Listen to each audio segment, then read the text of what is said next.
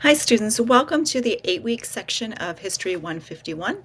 I'm Professor Howard and I just wanted to take a minute to show you how I have organized our D2L page so that you can feel confident going through the semester. Since it's an 8-week semester and a 16-week class has been compressed into those 8 weeks, we are going to move very quickly. You got to be ready to jump right in, and hopefully this will just help take the edge off any questions that you have. So this should look familiar. This is our D2L page in Student View. You can see our announcements here. I do update at least once a week and often include additional instructions on classes and assignments. So this is a good thing to check. For our first week, I have our Get Started D2L tutorial. Distance learning orientation. If you aren't familiar with how D2L works, definitely you should read through the syllabus. I have a hyperlink here for that. And then I have hyperlinks here to our week 1 content pages. You can access them here for week 1, but moving on from there, you will need to access them up here through our content. So I'm going to show you how to do that because this is where all the information that you need for the semester is located. So if you click on content, you'll see here is our course information that includes the syllabus and also my office hours along with a Zoom link.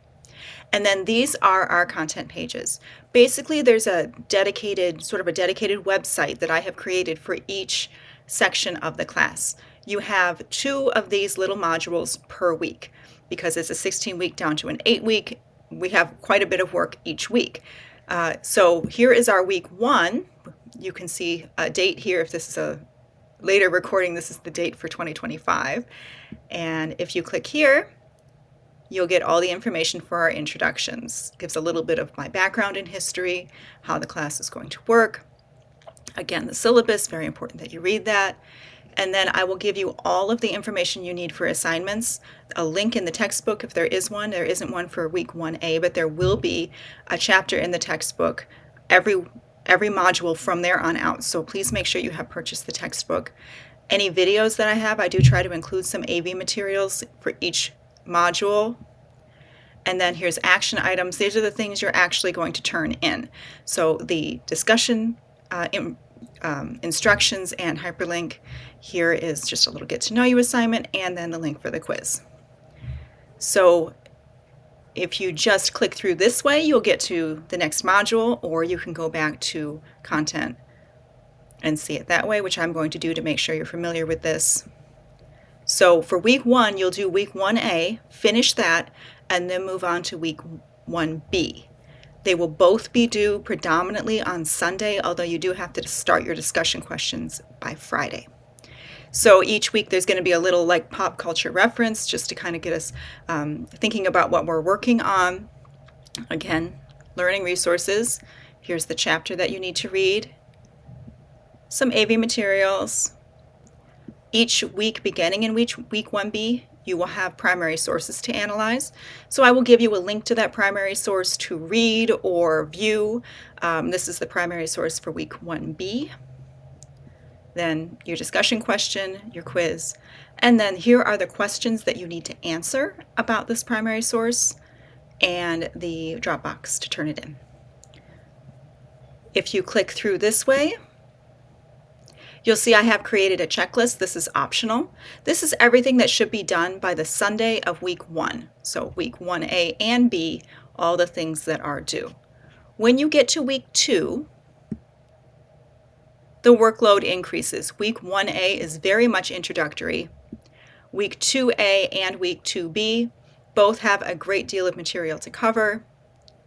Sometimes you may even have 2 chapters you need to read for each module, so just keep that in mind. And this is week 2A, and then you move on to week 2B. They are predominantly chronological, so it does make sense to move through. Okay, so when you're working through the class, you will work through this content tab.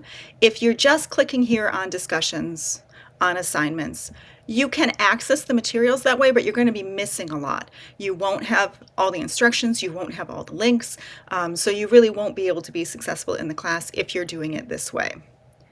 I recommend doing it through the content tab. The one thing you should definitely always check though is your grades. Here is the grade book. On Mondays, if things are missing, I'll put in zeros. It gets people's attention right away. You can turn in late guided analysis assignments and later on in the semester, the bibliography assignments. Discussions can't be turned in late, and quizzes can't be turned in late, although there will be retakes offered at the end of the semester for 2 quizzes. If you know you have a really difficult week, you've been sick, or something really unforeseen has happened, or if you're parenting and working full time and there's just a lot going on, let me know. Or if you're military, I often have that too. People are being deployed. Please let me know. I want to work with you. I can help with those due dates, but I have to know about them and set them up ahead of time if at all possible. So that's something you should definitely check with your grades.